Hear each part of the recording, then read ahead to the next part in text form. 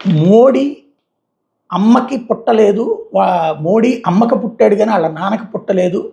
మోడీ వాళ్ళ అమ్మ మోడీ వాళ్ళ నాన్న చనిపోయిన 2 ఏళ్ల తర్వాత కన్నది అన్నది ఒక అస్సాం మేకప్ ఉమెన్ గారి స్టేట్మెంట్.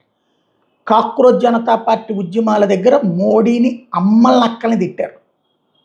వాళ్ళ అమ్మని బూతులు తిట్టారు, ఆయన్ని బూతులు తిట్టారు. దారుణాతి దారుణమైనటువంటి ఇది తిట్టింది ఆడపిల్లల చేత తిట్టించారు. అలాగే ప్లెకార్డులు పెట్టించారు. ఇప్పుడు నరేంద్ర మోడీ మంచోడా చెడ్డోడా? గోద్రా అల్లర్ల లాంటిది సృష్టించిన తర్వాత కూడా గుజరాత్ ప్రజలు ఆయన్ని ఎన్నుకుంటూ వచ్చారు. బట్ ఆ రోజున సబర్మతి ఎక్స్ప్రెస్ ఇన్సిడెంట్ని ప్రజలు గుర్తుపెట్టుకున్నారు. భారతదేశం ఒక ఆర్థిక సంక్షోభంలో ఉన్నప్పుడు ఆర్థిక అస్తవ్యస్త పరిస్థితిని దారికి తెచ్చినటువంటి వాడు.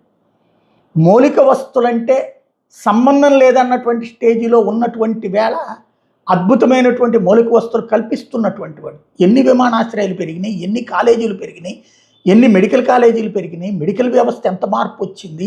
అట్లాగే దేశంలో ఉన్న పేదలకు ఆయుష్మాన్ భారత్ లాంటివి తీసుకొచ్చాడు. అట్లాగే దేశంలో ఉన్న పేదలందరికీ ఉచితంగా భోజనం ఇప్పిస్తున్నాడు. అదే సందర్భంలో దేశవ్యాప్తంగా రైతులకి 6,000 రూపాయలు డబ్బులు ఇస్తున్నాడు. ఇది కాకుండా మధ్యాహ్న భోజనపు సిస్టమ్ మార్చేశాడు.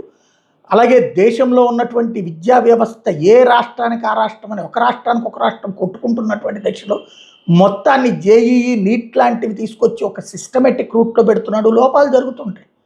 బట్ ఎవరింట్లో లోపం లేదు, సంస్థలో సమస్యలు లేవు. దానికి పరిష్కారాలు చూడాలా లేకపోతే అమ్మలక్కల్ని తిట్టాలా? ఇది ఇప్పుడు ప్రశ్న. ఇవాళ మోడీని తిట్టిన వాళ్ళని సమర్థించేవాళ్ళు, మోడీని తిట్టడాన్ని సమర్థించేటటువంటి వాళ్ళు, మోడీ ఇన్నేళ్ళు ఈ దేశానికి చేసినటువంటి సేవ ప్రపంచంలో ఈ రోజున అద్భుతమైనటువంటి దేశంగా నిలబెట్టాడు. ప్రపంచ దేశాధినేతలు భారత్ని కాదని వెళ్ళలేని స్థితికి తెచ్చిపెట్టాడు. భారతదేశం అంటే ఒకప్పుడు శతకోటి దేశాల్లో ఒకటన్నటువంటి స్టేజ్ నుంచి ఖచ్చితంగా భారత్ అన్నటువంటి ఫీలింగ్ అమెరికా అధ్యక్షుడు ట్రంప్ నోటి దగ్గర నుంచి, పుతిన్ దగ్గర నుంచి, చైనా అధ్యక్షుడైనా సరే భారత్ మాట ఎత్తకుండా వ్యవస్థ నడవని స్టేజ్కి తెచ్చాడు. చైనా వాళ్ళని 2 సార్లు తరిమేశారు. అదే సందర్భంలో పాకిస్తాన్ వాళ్ళకి 3 సార్లు ఉచ్చబోయించినటువంటి వాడు. దేశంలో నక్సలిజం అనే దాన్ని తుదముట్టించినటువంటి వాడు. దేశంలో విద్య, ఉద్యోగ, ఉపాధి అవకాశాలు పెద్ద ఎత్తున పెంచినటువంటి వాడు.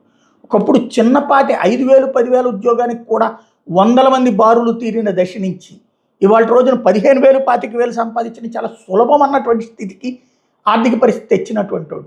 అతన్ని దూషిద్దామా, ద్వేషిద్దామా, దేవుడు అందామా, దెయ్యం అందామా, మనిషి అందామా?